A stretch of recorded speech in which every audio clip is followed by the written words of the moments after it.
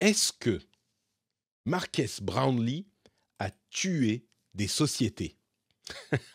Vous avez peut-être vu passer cette polémique. Marques Brownlee a fait, il y a quelques semaines de ça, peut-être 2 ou 3 mois, la review d'une voiture électrique qu'il a détestée, qu'il estimait extrêmement de super mauvaise qualité. C'était de la marque Fisker. Et quelques mois après, quelques semaines, quelques mois après, la marque Fisker est en très très mauvaise posture et elle est même en train de déposer le bilan, si ce n'est pas déjà fait. Il y a une semaine de ça, et Cédric, Marion et Jeff en parlaient dans l'épisode précédent, Marques Brownlee, le même, a fait une review du AI Pin de la marque Humane, qui est donc ce petit truc qu'on se met, qu'on accroche à ses vêtements et qui est en gros une IA dans un petit boîtier et qui répond à vos questions. Et son avis est que le produit est vraiment mauvais. Il a même dit le pire produit que j'ai testé, entre parenthèses, pour le moment, c'est-à-dire qu'il laisse place pour l'idée que le produit s'améliore, ce que beaucoup de gens ont oublié. Mais il n'empêche, il a dit c'est le pire produit que j'ai testé pour le moment. Et il semblerait que ça ait un effet sur le statut de la marque Humane. Donc ça a fait un petit peu une polémique et certains disent ah bah voilà, c'est un YouTuber, Marques Brownlee, qui tue des marques, Fisker et maintenant Humane. Mon Dieu, c'est quand même dur qu'il fasse quelque chose comme ça. Il a répondu à cette polémique en parlant de plusieurs éléments qu'on aurait pu attendre, qu'on peut imaginer. Et je vais, de mon côté, moi, vous parler d'autre chose juste après que, on va dire, presque les lieux communs de cette discussion. Mais ce qu'il dit, qui est tout à fait logique, c'est, écoutez, deux choses. D'une part, je ne suis pas du tout le seul à dire que ces produits sont pas bons.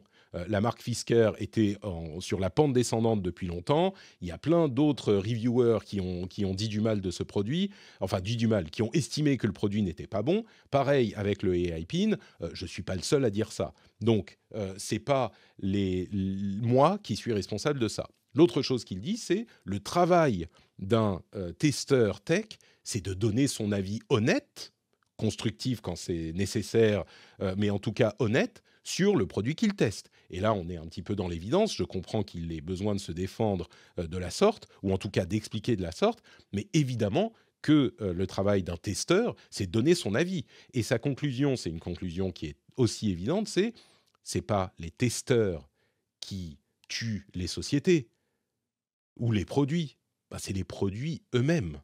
C'est-à-dire que si le produit est pas bon, ils vont se tuer tout seuls comme des grands. Ce qui est, là encore, quelque chose d'assez évident. Et moi, enfin, on ne peut pas ne pas être d'accord.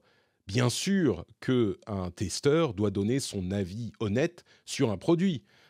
Si on ne fait pas ça, il n'y a plus rien qui fonctionne dans l'écosystème de la review, du test de produit. Enfin, c'est la base de la base du journalisme et de, on va dire, de cette industrie des, entre guillemets, influenceurs tech. Et certains sont un petit peu plus dans d'autres domaines où on utilise leur audience pour faire de la publicité sur certaines choses. Moi-même, d'ailleurs, je fais de la pub sur certains trucs et c'est clairement délimité, mais certains font de la pub à une audience et ils ne sont pas eux-mêmes testeurs à la base. On voit beaucoup de gens sur Twitch, par exemple, qui sont juste des joueurs de jeux vidéo et puis ils vont vous parler de tel ou tel produit ou vous dire telle société m'a payé pour vous montrer leur jeu. Bon, là, il n'y a pas de problème. Mais quand on parle de testeurs, à partir du moment où c'est clairement identifié, évidemment, mais quand on parle de testeurs de produits, eh ben, il faut évidemment que les tests soient honnêtes. C'est la base. Donc là, on ne peut pas lui donner tort et on ne peut pas non plus lui donner tort dans l'idée que les sociétés qui créent ces produits sont responsables de leurs produits et si les produits ne fonctionnent pas et ne tiennent pas leurs promesses, il est évident que ça va avoir une influence sur le statut de la société. Bon, ok. Tout ça dit, une fois tout ça dit clairement, il y a quand même une chose qui est différente là avec Marques Brownlee et avec ces événements-là. C'est qu'on a passé une étape dans l'influence. Je parlais d'influenceurs tout à l'heure parce que des gens comme Marques Brownlee et d'autres influenceurs ne sont pas des grandes sociétés de référence. Quand on parle d'influenceurs, on parle généralement d'une personne qui est très suivie sur les réseaux sociaux et qui va influencer son audience directe. Quand on parle d'influenceur, on dit si la personne parle d'un produit ou essaye de faire de la pub pour un produit, eh ben, ou même pas une question de pub, mais si la personne dit tel truc c'est cool, vous devriez l'essayer, ça va avoir un effet sur les clients, enfin les auditeurs, l'audience de cette personne qui va s'y intéresser. C'est ça, l'influence, c'est un lien direct entre le créateur ou la créatrice et son audience. Et là, ce qui est en train de se passer depuis quelque temps, c'est que certains de ces influenceurs ont une légitimité et une place tellement importante dans l'industrie qu'ils couvrent qu'ils sont devenus